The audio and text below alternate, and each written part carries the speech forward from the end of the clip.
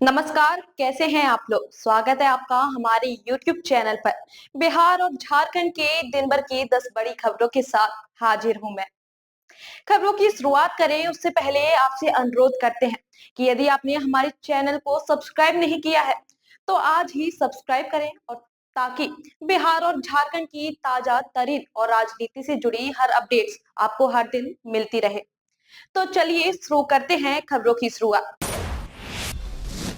खबरों की शुरुआत आज राजधानी पटना से करते हैं, जहां 77वें गणतंत्र दिवस के मौके पर मुख्यमंत्री नीतीश कुमार ने एक अने मार्ग पर राष्ट्रीय ध्वज फहराया और परेड की सलामी ली। मुख्यमंत्री ने अपने संबोधन में राज्य सरकार की उपलब्धियों का उल्लेख करते हुए विकास, सुशासन और सामाजिक न्याय के प्रति प्रतिबद्धता दोहराई। उन्होंने संविधान की मूल भावना के अनुरूप कर्तव्यों के निर्वहन और राज्य के विकास में सहभागिता की अपील की। समारोह राष्ट्रगान के साथ संपन्न हुआ। उधर औरंगाबाद जिले से बड़ी खबर सामने आई है, जहां नक्सल प्रभावित इलाके में अवैध अफीम की खेती के खिलाफ प्रशासन ने सख्त अभियान चलाया है। डिवरा थाना क्षेत्र के गरम बनुआ टोला पक्कापर के घने जंगल में करीब 5 बीघा जमीन पर की जा रही अफीम की अवैध खेती को पूरी तरह से नष्ट कर दिया गया। इस संयुक्त कार्रवाई में एसएसबी कैंप भालूहाही और वन विभाग की टीम शामिल रही। गुप्त सूचना के आधार पर सुरक्षा बलों ने जंगल में सर्च अभियान चलाया और अवैध फसल को मौके पर ही नष्ट कर दिया। बताया जा रहा है कि यह क्षेत्र नक्सली प्रभाव वाला इलाका है, जहां चोरी छिपे मादक पदार्थों की खेती की जा रही थी। प्रशासन का कहना है कि नशे के अवैध कारोबार पर पूरी तरह अंकुश लगाने के लिए आगे भी लगातार अभियान चलाए जाएंगे।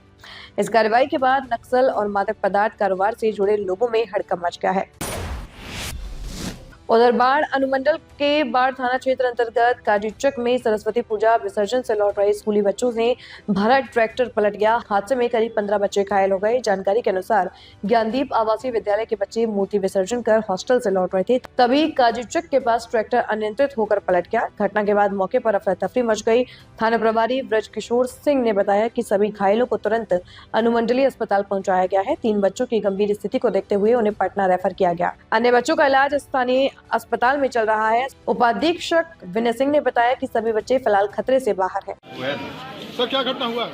अभी सूचना मिली थी कि ज्ञानदीप स्कूल में जो रहने वाले कुछ बच्चे और उनके टीचर वगैरह सब जो है सरस्वती पूजा के विसर्जन के लिए गए थे और अलगनाथ घाट पर विसर्जन जो शांतिपूर्वक हो गई थी। रिटर्निंग के समय जब अपने वापस स्कूल में लौट रहे थे तो काजी चौक के पास ट्रैक्टर पलट जाने के कारण बच्चे लोग घायल हो गए हैं, जो अभी इलाजरत हैं। कुछ बच्चे, 1-2 बच्चे शायद रेफर भी हुए हैं, अभी सही सलामत हैं, उसका इलाज किया जा रहा है। कैसे सर ये कैसे हादसा होता है, क्या करा? ये लोग विसर्जन से लौटने के दौरान ट्रैक्टर पलटी होने का घटना। उधर मुजफ्फरपुर में तेज रफ्तार ट्रक ने बाइक सवार पिता पुत्री को कुचल दिया, जिससे दोनों की मौत हो गई। हादसा कच्ची पक्की के समीप उस समय हुआ जब दोनों बाजार से अपने घर महंत मनियारी लौट रहे थे। टक्कर इतनी जबरदस्त थी कि पुत्री आस्था कुमारी की मौके पर ही मौत हो गई, जबकि गंभीर रूप से घायल पिता श्रीकांत राय ने इलाज के दौरान दम तोड़ दिया। घटना के बाद मौके पर अफरा तफरी मच गई और स्थानीय लोगों की भीड़ जुट गई है। सूचना मिलते ही सदर थाना पुलिस पहुंची और दोनों शवों को पोस्टमार्टम के लिए भेज दिया है। पुलिस ने ट्रक को जब्त कर आगे की कार्रवाई शुरू कर दी है। मृतकों के घर में इस घटना के बाद कोहराम मचा हुआ है। इधर समस्तीपुर जिले में 77वां गणतंत्र दिवस सोमवार को बड़े हर्षोल्लास के साथ मनाया गया। जिले के ऐतिहासिक पटेल मैदान में आयोजित मुख्य समारोह में जिलाधिकारी रोशन कुशवाहा ने झंडोत्तोलन किया। इस अवसर पर पुलिस अधीक्षक अमरेंद्र प्रताप सिंह भी मौजूद रहे और दोनों ने परेड की सलामी ली। समारोह में 4 बटालियन की टुकड़ियों ने मार्च पास्ट किया, जबकि विभिन्न सरकारी विभागों ने आकर्षक झांकियों के माध्यम से सरकार की योजनाओं और उपलब्धियों को प्रदर्शित किया। कार्यक्रम को संबोधित करते हुए डीएम रोशन कुशवाहा ने कहा कि गणतंत्र दिवस भारतीय संविधान के मूल्यों, न्याय, समानता और स्वतंत्रता की याद दिलाता है। उन्होंने बताया कि जिला प्रशासन शिक्षा, स्वास्थ्य, कानून व्यवस्था और सामाजिक कल्याण के क्षेत्र में लगातार कार्यरत है। डीएम ने अधिकारियों और कर्मचारियों से पारदर्शिता और ईमानदारी के साथ काम करने का आह्वान किया और नागरिकों से शांति, सौहार्द और भाईचारा बनाए रखने की अपील की। इसी बीच समस्तीपुर रेल मंडल कार्यालय परिसर में डीआरएम ज्योति प्रकाश मिश्रा ने भी झंडोत्तोलन किया। अगली खबर का रुख करें उससे पहले हमारे प्रमोशनल वीडियो को जरूर देखिए। आपसे एक छोटी सी गुजारिश है कि अगर आपने अभी तक हमारे चैनल को सब्सक्राइब नहीं किया है तो बिना देर किए आज ही सब्सक्राइब करें और पाएं बिहार की हर बड़ी खबर बस एक क्लिक पर। बिहार झारखंड की हर बड़ी खबर अब आपकी जेब में। क्या आप बिहार और झारखंड की खबरों से पीछे रह जाते हैं? इंडिया न्यूज वायरल के साथ जुड़े और पाए सबसे तेज अपडेट्स, चाहे वो राजनीति हो, वायरल वीडियो हो या आपके शहर की ताजा घटना। सब्सक्राइब क्यों करें? सबसे तेज ब्रेकिंग न्यूज अलर्ट्स के लिए वायरल और ट्रेंडिंग वीडियो सबसे पहले, सच्ची और सटीक रिपोर्टिंग। देर ना करें, आज ही सब्सक्राइब बटन दबाएं और अपडेटेड रहें। ब्रेक के बाद एक बार फिर से आपका स्वागत है। अब झारखंड की खबरों का रुख करते हैं। गणतंत्र दिवस के मौके पर टाटानगर रेलवे स्टेशन से देशभक्ति और गर्व से भरी एक खास तस्वीर सामने आई है। स्टेशन परिसर में 100 फीट ऊंचा तिरंगा फहराया गया, जो चक्रधरपुर मंडल का सबसे ऊंचा राष्ट्रीय ध्वज बताया जा रहा है। तिरंगे के लहराते ही पूरा परिसर देशभक्ति के रंग में रंग गया। इस अवसर की सबसे बड़ी खासियत यह रही कि रेलवे सिविल डिफेंस के कार्यरत अधिकारी संतोष कुमार के नाम की राष्ट्रपति पदक के लिए घोषणा की गई है। इस खबर के बाद स्टेशन परिसर में खुशी और गर्व का माहौल देखने को मिला। रेलवे अधिकारियों और कर्मचारियों ने उन्हें बधाई दी और सम्मानित किया। टाटानगर और चक्रधरपुर रेल मंडल में सक्रिय संतोष कुमार अब तक 12 से 14 हजार से अधिक लोगों को आपदा प्रबंधन और सुरक्षा से संबंधित प्रशिक्षण दे चुके हैं। उनकी अगुवाई में सिविल डिफेंस की टीम किसी भी आपात स्थिति से निपटने के लिए सदैव तत्पर तैयार रहेगी। इस मौके पर रेलवे के अधिकारी, कर्मचारी और बड़ी संख्या में लोग उपस्थित रहे। कितने साल से आप सिविल डिफेंस में हैं? धन्यवाद अनुप जी, आपको जानकर प्रसन्नता होगी कि झारखंड से मैं 77वें गणतंत्र दिवस के अवसर पे अधिसूचना जारी की गई है कि मैं राष्ट्रपति पदक से सम्मानित हुआ हूं। और यहाँ तक का सफ़र जो है हमारा, वो 27 साल का सफ़र रहा है। इस सफ़र के दौरान मैंने अपने कार्यों से रेलवे के ही नहीं बल्कि जिला प्रशासन के भी विभिन्न कार्यों में योगदान देते हुए मैं आज राष्ट्रपति अवार्ड लेने तक। उधर 77वें गणतंत्र दिवस पर जमशेदपुर के विष्णुपुर स्थित गोपाल मैदान में जिला स्तरीय मुख्य समारोह आयोजित किया गया। सुबह 9:05 पर उपायुक्त कर्ण सत्यार्थी ने राष्ट्रीय ध्वज फहराया। इसके बाद राष्ट्रीय गान हुआ और पूरा मैदान देशभक्ति के माहौल में डूब गया। झंडोत्तोलन के बाद उपायुक्त कर्ण सत्यार्थी एवं वरीय पुलिस अधीक्षक पीयूष पांडे ने परेड का निरीक्षण किया और सलामी दी। जैप-6 जिला पुलिस, गृह रक्षक और एनसीसी की टुकड़ियों ने आकर्षक मार्च पास्ट प्रस्तुत किया। अपने संबोधन में उपायुक्त ने संविधान के मूल्यों और लोकतंत्र की मजबूती पर जोर देते हुए शहीदों एवं स्वतंत्रता सेनानियों को नमन किया। समारोह में विभिन्न विभागों की झांकियां भी निकाली गई। कार्यक्रम शांतिपूर्ण ढंग से संपन्न हुआ। गणतंत्र दिवस 2026 के अवसर पर पूर्वी सिंहभूम जिला के समस्त नागरिकों को हार्दिक बधाई। आज गणतंत्र दिवस के इस पावन अवसर पर पूर्वी सिंहभूम जिला, झारखंड राज्य एवं समस्त भारतवर्ष की निरंतर प्रगति, समृद्धि एवं एकता की कामना के साथ मैं स्वतंत्रता संग्राम के सभी वीर सेनानियों, शहीदों एवं राष्ट्र निर्माताओं को शत शत नमन करता हूं, जिनके त्याग, तपस्या और बलिदान के परिणाम स्वरूप हमें 26 जनवरी 1950 को अपना गौरवशाली संविधान और एक सशक्त लोकतांत्रिक गणराज्य प्राप्त हुआ। उधर चाईबासा के सोनुआ थाना क्षेत्र अंतर्गत महुलडीहा गांव में बीती रात एक संवेदनशील घटना सामने आई है। जानकारी के अनुसार एक युवक मंदिर परिसर में घुस गया और शिवलिंग के साथ छेड़छाड़ करने की कोशिश की। इसी दौरान स्थानीय ग्रामीणों की नजर उस पर पड़ गई, जिसके बाद उसे मौके पर ही पकड़ लिया गया। ग्रामीणों के सतर्क होने के कारण मंदिर की प्रतिमा को गंभीर क्षति नहीं पहुंची।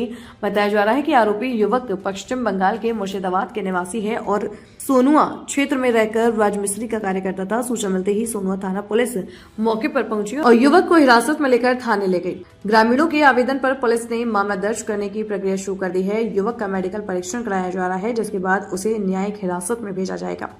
घटना की गंभीरता को देखते हुए मंगलवार को पुलिस प्रशासन एवं ग्रामीणों के साथ शांति समिति की बैठक आयोजित की जाएगी, ताकि क्षेत्र में शांति और सौहार्द कायम रखा जा सके। पुलिस ने लोगों से अफवाहों पर ध्यान न देने और कानून व्यवस्था बनाए रखने में सहयोग रखने की अपील की है। उधर धनबाद के झरिया थाना क्षेत्र के अशोक नगर में मानवता को शर्मसार कर देने वाली घटना सामने आई है। पेशे से सफाई कार्य करने वाली मंजू देवी के साथ एक दुकानदार द्वारा मारपीट और बदसलूकी किए जाने का आरोप लगा है। पीड़िता झरिया के कोयरी बांध की निवासी बताई जा रही है। पीड़िता के अनुसार वह रोज की तरह क्षेत्र में सफाई कार्य कर रही थी। इसी दौरान एक दुकानदार ने उन्हें अलग अलग स्थानों पर सफाई करने के लिए बुलाया। पास में शौच किया हुआ था, जिसे साफ करने के लिए जब वे वहां पहुंची तभी दुकानदार ने कथित तौर पर उनका झाड़ू छीन लिया और साड़ी पकड़कर खींचते हुए मारपीट शुरू कर दी। आरोप है कि झाड़ू से उनके कान, हाथ और सिर पर वार किया गया, जिससे वे घायल हो गई। घटना के बाद महिला ने आसपास के लोगों को जानकारी दी। इसके बाद परिजन और स्थानीय लोग उन्हें लेकर झरिया थाना पहुंचे, जहां आरोपी दुकानदार के खिलाफ लिखित शिकायत दर्ज कराई गई। पीड़िता ने कहा कि उसके साथ हुई घटना अपमानजनक और अमानवीय है और उसे न्याय चाहिए। थाना पहुंचे स्थानीय लोगों ने भी आरोपी के खिलाफ सख्त कार्रवाई की मांग की है। पुलिस मामले की जांच में जुट गई है और आरोपों की सत्यता की पड़ताल की जा रही है। अगली खबर दुमका से है, जहां आयुक्त चौकीदार नियुक्ति पत्र वितरण समारोह के दौरान विधायक वसंत सोरेन ने झारखंड मुक्ति मोर्चा के संस्थापक और पूर्व मुख्यमंत्री शिबू सोरेन को पद्म विभूषण मिलने पर खुशी जताई। उन्होंने केंद्र सरकार का आभार व्यक्त करते हुए कहा कि दिशोम गुरु को यह सम्मान पहले ही मिल जाना चाहिए था।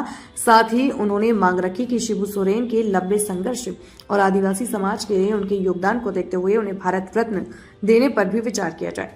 कार्यक्रम में करीब 293 अभ्यर्थियों को चौकीदार पद के लिए नियुक्ति पत्र सौंपे गए हैं। वसंत सोरेन ने इसे राज्य सरकार की रोजगार के प्रति प्रतिबद्धता बताया है कि गुरु जी को है पद्म विभूषण से सम्मानित किया गया। जी, इसके लिए केंद्र की सरकार को धन्यवाद देते हैं। और चलिए, थोड़ी देरी हुई लेकिन स्वागत है, धन्यवाद है उनका।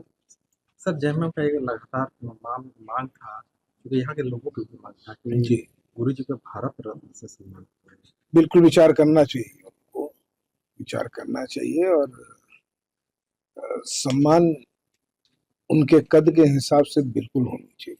और लोगों की मांग है तो मुझे लगता है कि केंद्र की सरकार को भी स्पष्ट कर देना चाहिए इस चीज को। क्योंकि मुख्यमंत्री जी ने बधाई देते हुए कहा कि गुरु जी जो थे वो भारत के रत्न थे, भारत रत्न थे। जी, एक तरह से उन्होंने इंडिकेशन किया कि उनको भारत रत्न मिलता तो ज्यादा अच्छा। देखिए, मैंने वही बात कही कि कद के हिसाब से, उनके व्यक्तित्व के हिसाब से होना चाहिए और केंद्र की सरकार को इस पे विचार करना चाहिए, बिल्कुल विचार। जो सम्मान आया है वो भी थोड़ा सा लेट आया, ये पहले ही मैंने तो कहा ही, इस बात को मैंने कहा ही। चलिए ठीक है, चूंकि अब इस पे मैं कोई टिप्पणी नहीं करूंगा। ठीक है, देर है, चलिए धीरे धीरे समझ आती है। तो साथियों, आज के लिए बस इतना ही। कल फिर हाजिर होंगे बिहार और झारखंड की 10 बड़ी खबरों के साथ। मुझे दीजिए इजाजत। ताजा तरीन और राजनीति से जुड़ी खबरों के लिए आज ही हमारे चैनल को सब्सक्राइब करें और बेल आइकन दबाना ना भूलें, ताकि हर अपडेट्स आपको एक क्लिक पर मिलता रहे। और हाँ, कमेंट बॉक्स में अपनी प्रतिक्रिया जरूर दें, ताकि आपकी रुचि के अनुसार हम खबरों का चयन कर सके। यदि आप भी हमारी टीम के साथ जुड़ना चाहते हैं तो नीचे दिए जा रहे संपर्क सूत्र पर आज ही संपर्क करें और बने हमारी टीम का हिस्सा।